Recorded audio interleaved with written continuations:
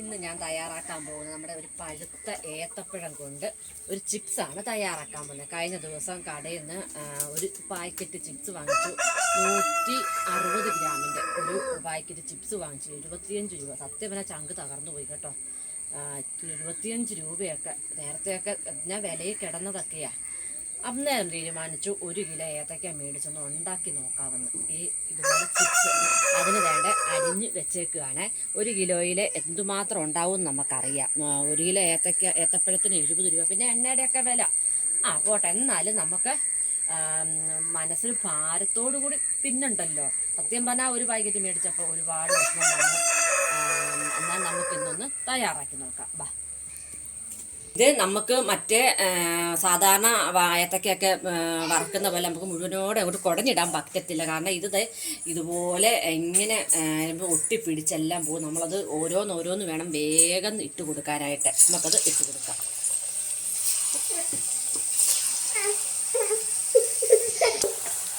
ഇത് നമ്മൾ ആദ്യത്തെ ട്രിപ്പ് ഇട്ടിട്ടുണ്ട്. ഞാൻ കുറച്ചേ ഇട്ടുള്ളൂ കേട്ടോ. നമ്മൾ ആദ്യമായിട്ട് ഉണ്ടാക്കുന്നതല്ലേ, ഒരു പാളിച്ച ഉണ്ടാകരുത്. അതുകൊണ്ട് ഞാൻ കുറച്ചേ ഇട്ടിട്ടുള്ളൂ. ഇത് നമ്മൾ നോക്കിയിട്ട് കുറച്ചുകൂടി അടുത്ത ട്രിപ്പ് നമുക്ക് ഇടാം. അപ്പോൾ ഇതൊന്ന് മൂത്ത് വരട്ടെ. നമുക്ക് അധികം ഇളക്കാം കേട്ടോ. അതേണ്ട അധികം ഇളക്കുന്നതിനൊന്നും കുഴപ്പമില്ല കേട്ടോ. ഇതൊന്ന് സക്സസ് ആയെന്ന് തോന്നുന്നേ. പേടിച്ചാൽ ഞാൻ ഉണ്ടാക്കിയത് സക്സസ് ആയിട്ടുണ്ട്.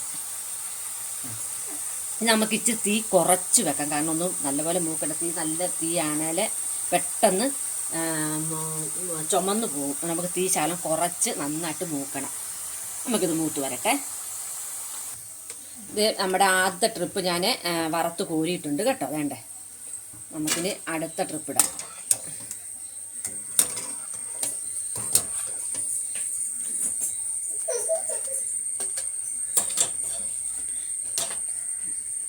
ഇനി നമ്മൾ ഒരു ട്രിപ്പ് കോരിക്കഴിഞ്ഞ് നമ്മൾ എണ്ണ ഒന്ന് അല്പം കൂടെ ചൂടായിട്ട് നമുക്കിനി അടുത്ത ട്രിപ്പ് ഇടാവുള്ളൂ. കാരണം അല്ലെങ്കിൽ നമ്മൾ ചിലപ്പോഴാണെങ്കിൽ പെട്ടെന്ന് മൂക്കാൻ താമസം വരും. അതുകൊണ്ട് നമുക്ക് എണ്ണ ഒന്ന് ചൂടായിക്കോട്ടെ. എന്നിട്ട് നമുക്ക് ഇട്ട് കൊടുക്കാം.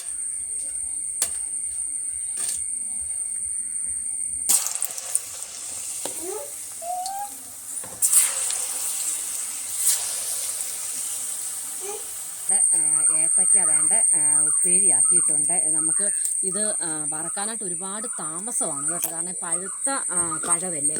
അപ്പോൾ എണ്ണയ്ക്കകത്ത് ഒരുപാട് ചതഞ്ഞ് കിടക്കും. ഒരുപാട് താമസമാണ് മൂക്കാൻ. അതുപോലെ തന്നെ നമ്മളത് ഒരു പകുതി മുക്കാൽ മൂപ്പായി കഴിഞ്ഞ് ശകലം തീ കുറച്ചിടണം. കാരണം എന്ന് വെച്ചാൽ പെട്ടെന്ന് ഇതിന് നിറം കരിയുന്ന പോലത്തുള്ള നിറം വരും.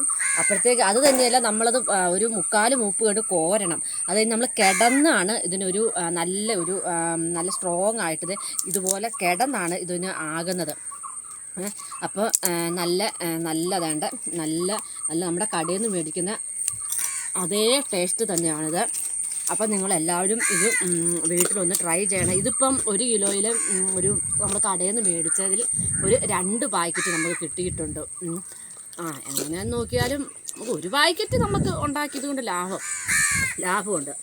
അപ്പോൾ നിങ്ങളെല്ലാവരും വീട്ടിൽ ഇതുപോലെ ഒന്ന് ട്രൈ ചെയ്ത് നോക്കണം. കടയിൽ അതേ സ്വാദാണ് കേട്ടോ. അപ്പം നിങ്ങൾക്ക് ഈ വീഡിയോ ഇഷ്ടമായി എല്ലാവരും ഒന്ന് ലൈക്ക് ചെയ്യണം, ഒന്ന് ഷെയർ ചെയ്യണം. അപ്പോൾ ആദ്യമായിട്ട് കാണുന്നൊന്ന് സബ്സ്ക്രൈബ് ചെയ്യുകയും തൊട്ടടുത്ത ബെൽ ബട്ടൺ ഒന്ന് പ്രസ് ചെയ്യുകയും വേണം. നമുക്കിനി അടുത്ത നല്ലൊരു വീഡിയോയിൽ വരാം. ബൈ.